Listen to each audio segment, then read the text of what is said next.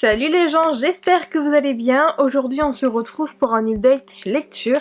J'ai 3 livres à vous présenter comme d'habitude et on commence dès maintenant. Le premier livre que j'ai à vous présenter, il s'agit de Felicity Hadcock aux éditions France Loisirs de Sophie Djomain. Donc là il y a donc le 5e tome qui est donc Les anges battent la campagne, et il y a également une sorte de crossover avec Maxime Guillot, je ne sais absolument pas qui c'est, avec Felicity Hadcock, donc qui s'appelle Les anges ont la mort aux trousses, et c'est avec des zombies. Enfin, personnellement j'ai pas trop aimé, donc je vous en parlerai pas parce que je trouve que ça n'a aucune importance et ça n'apporte absolument rien à l'œuvre, mais je vais surtout vous parler du coup du 5e tome. Alors, je tiens à préciser que si la caméra bouge un peu, c'est normal parce que je n'ai pas mon trépied, il est dans ma valise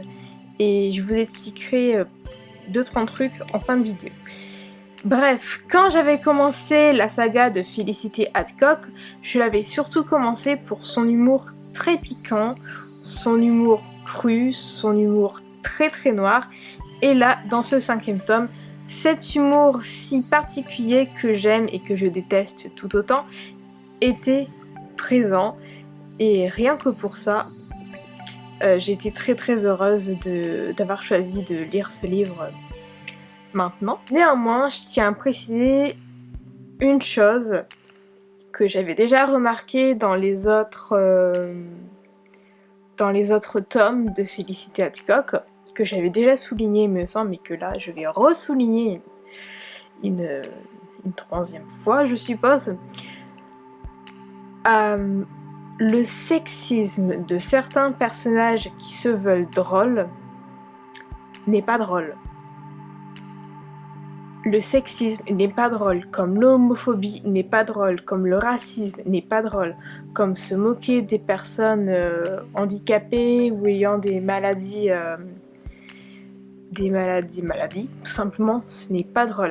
Bref, en tant que femme, le sexisme c'est quelque chose qui ne me fait absolument pas rire. En tant que femme, le sexisme, je le vis constamment. Bref, c'est quelque chose que je trouve absolument pas drôle. Du coup, ça m'a plus mise en colère qu'autre chose. Le truc, c'est que là, ça m'a mis énormément en colère parce que je ne me souviens pas que dans les autres tomes, ce sexisme, si on peut appeler ça du sexisme, même si j'irais un peu plus au-dessus en disant de la misogynie, je me souviens pas que c'était aussi présent et aussi... et c'est même pas un petit sexisme en fait, c'est vraiment un grand sexisme. Par exemple, il y a un personnage qui appelle Felicity petite chatte. Mais moi, on me dit ça, mais le mec, je le défonce en fait.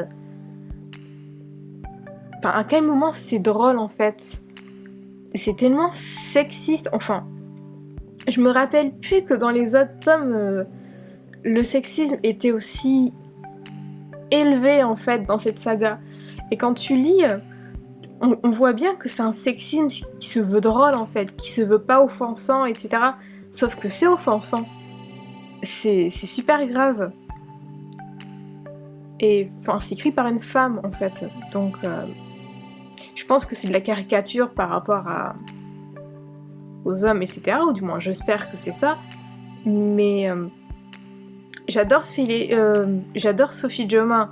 J'ai lu Les Étoiles de Lost Head, j'ai adoré. J'aime beaucoup son écriture, elle crée vraiment des histoires géniales. Par contre là, le sexisme de ces personnages masculins, j'ai vraiment du mal. Et je me rappelle plus que dans les autres tomes c'était comme ça, à mon avis. J'ai peut-être dû passer à côté, ou pas forcément faire gaffe. Je devais peut-être être endormie quand je lisais les autres tomes, ce qui est possible parce qu'en général je lis le soir. Mais j'ai juste envie de dire encore heureux qu'il reste plus qu'un tome, parce que là, dans ce tome-là, le sexisme m'a vraiment énervée. Donc voilà. Donc là, j'ai lu en journée, en général, le reste de l'année, mes lectures, je les lis surtout le soir. Là, vu que c'est l'été, je lis en journée. Peut-être que du coup, je suis plus réveillée, je ne sais pas. En tout cas, ça m'a vachement énervée. et j'ai pas su du coup apprécier l'histoire complètement en fait. Du coup c'est dommage, mais bon. Je terminerai quand même cette revue sur une note plutôt positive. Je peux pas vous dire que j'ai détesté ce tome parce que ce n'est pas le cas. C'est juste que les propos sexistes m'ont vachement énervée. Néanmoins, ça reste un bon tome. J'ai été très heureuse de redécouvrir le caractère si particulier, si fort de Felicity Hadcock. J'aime beaucoup ce personnage féminin, elle en a dans le ventre, elle a peur de rien, c'est un personnage fort.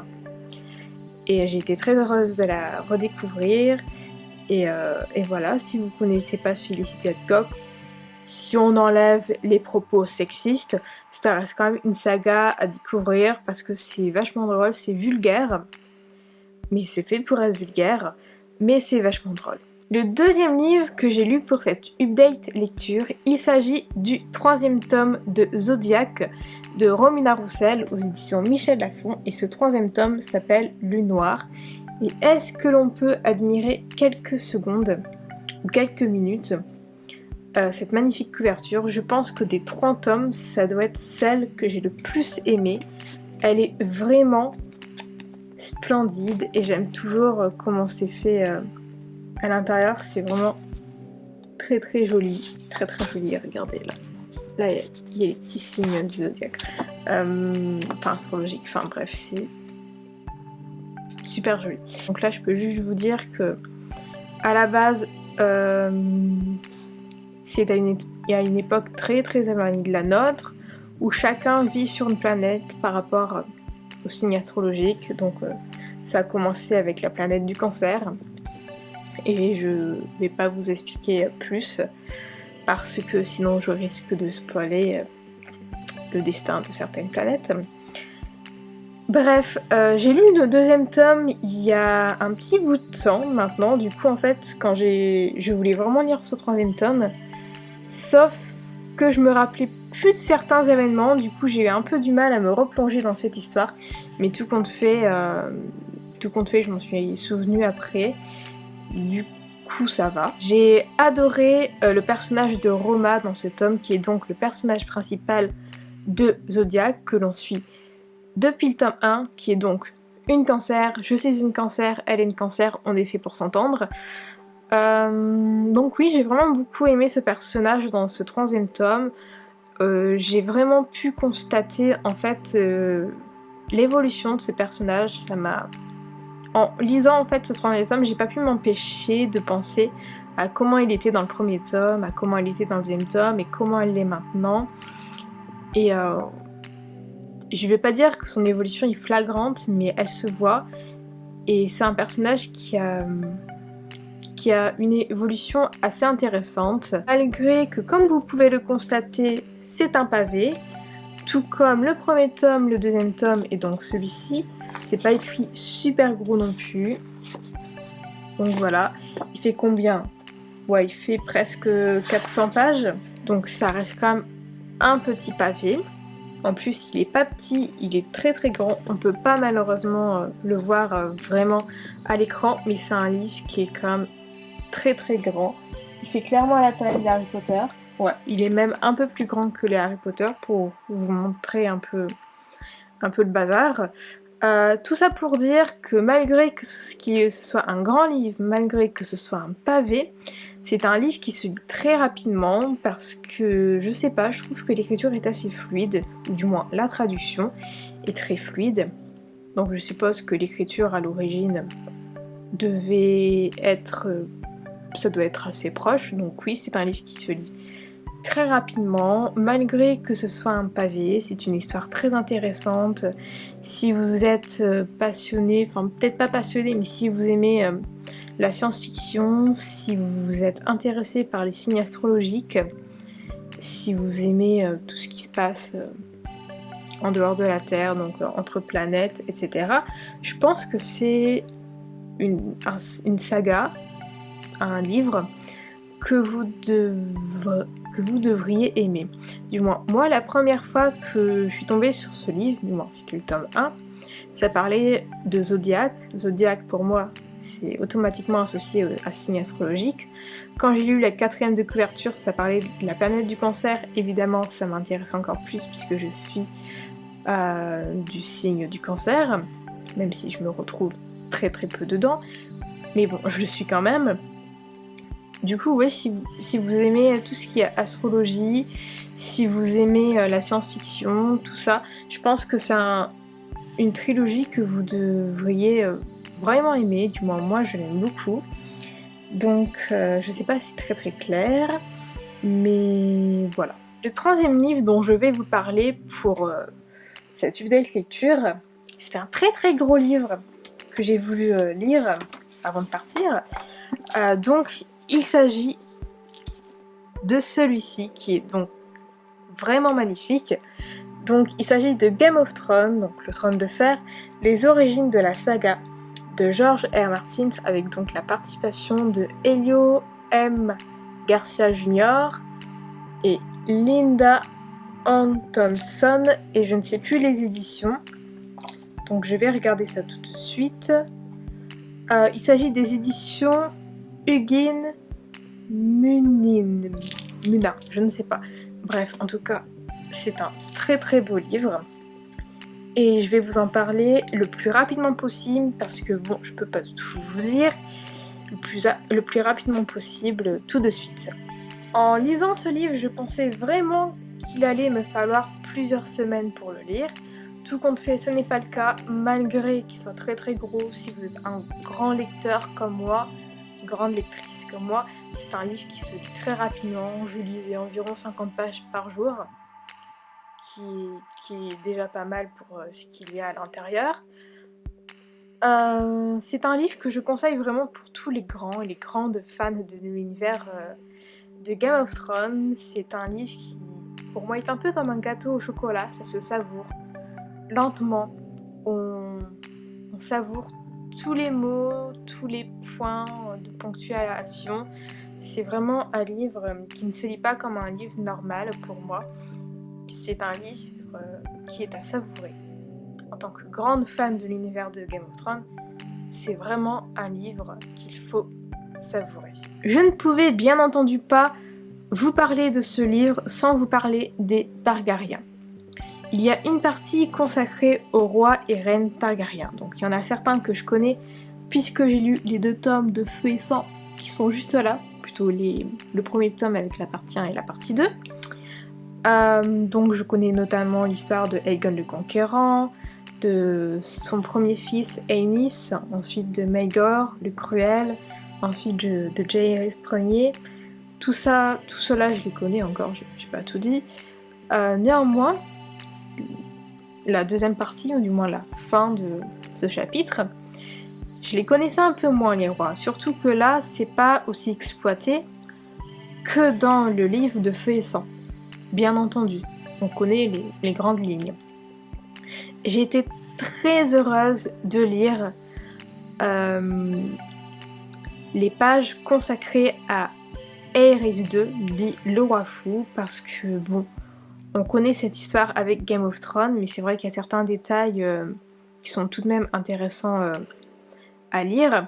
J'ai vraiment beaucoup aimé, il y a beaucoup de pages, les images en plus sont très jolies, je vais vous les montrer juste après. C'est vraiment quelque chose que j'ai beaucoup aimé. Mais dans ce livre, on ne parle bien évidemment pas que des Targaryens. On nous parle également des Lannister, on nous parle des Stark, on nous parle des Tyrell, on nous parle des Baratheon, des Greyjoy.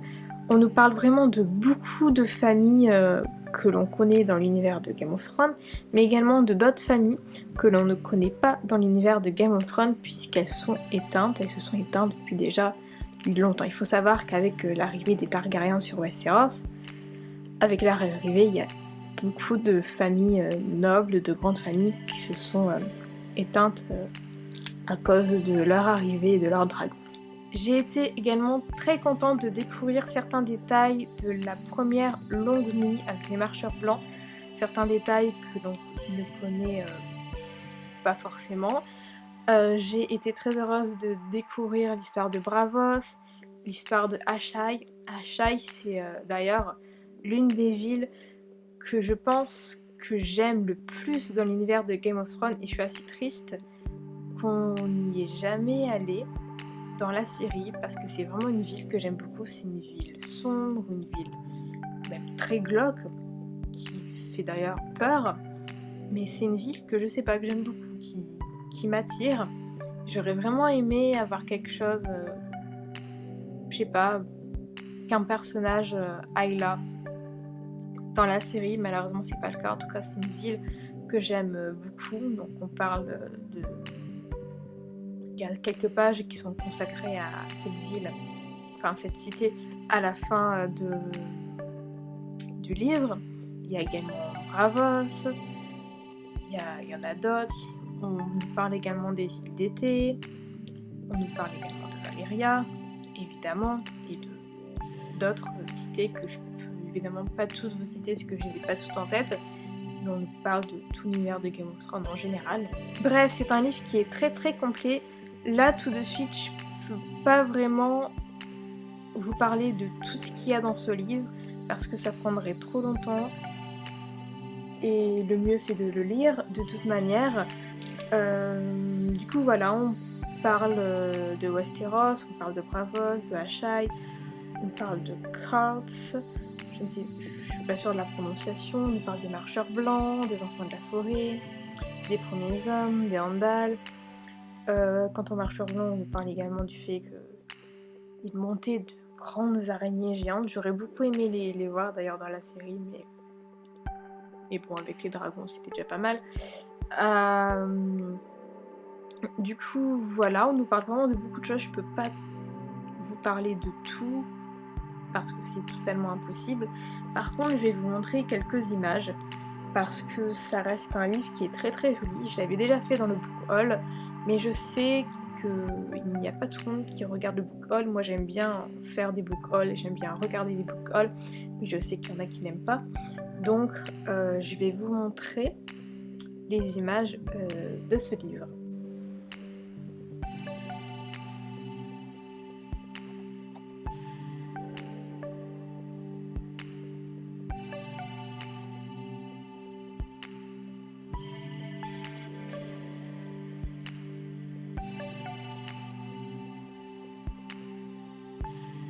J'ai vraiment eu du mal à vous montrer les images parce qu'il faut savoir que c'est un livre qui est très très lourd, ça se voit un peu vu qu'il est gros.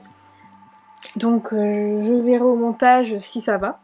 En tout cas j'espère, sinon vous ferez avec les moyens du bord. En tout cas c'est un livre que je vous conseille, que je conseille vraiment à tous les grands et les grandes fans de l'univers de Game of Thrones. Si vous vous posez des questions par rapport à certains peuples dans l'univers de Game of Thrones ou certaines villes ou certaines familles, je pense que ce livre devrait répondre à toutes vos questions. En tout cas, je vous conseille vraiment. Il a un certain prix. Je ne sais plus si c'est marqué derrière. Non, ce n'est pas marqué. Ah si. Okay. Il coûte 40 €. Donc, il a son prix. Ça peut être cher pour certains, ça peut être dans un prix normal pour d'autres. Donc il a son prix, mais c'est un livre que je vous conseille vraiment d'acheter si vous aimez l'univers de Game of Thrones, si vous êtes un grand ou une grande fan comme moi. Il est très complet et c'est vraiment un magnifique livre, que ce soit dans son contenu ou rien que dans les images. Avant de couper cette vidéo, avant de la terminer, je tiens à préciser que j'ai trouvé un travail en Haute-Savoie, donc je vais déménager du Nord d'ici peu. Quand cette vidéo sera postée, j'aurai déjà déménagé, donc c'est juste pour vous dire que je vais continuer les vidéos YouTube. J'arriverai peut-être pas, sûrement pas, à en faire toutes les semaines, mais je vais faire de mon possible. C'est juste pour vous prévenir par rapport à ça, et également par rapport au fait que du coup cette bibliothèque vous ne la verrez plus.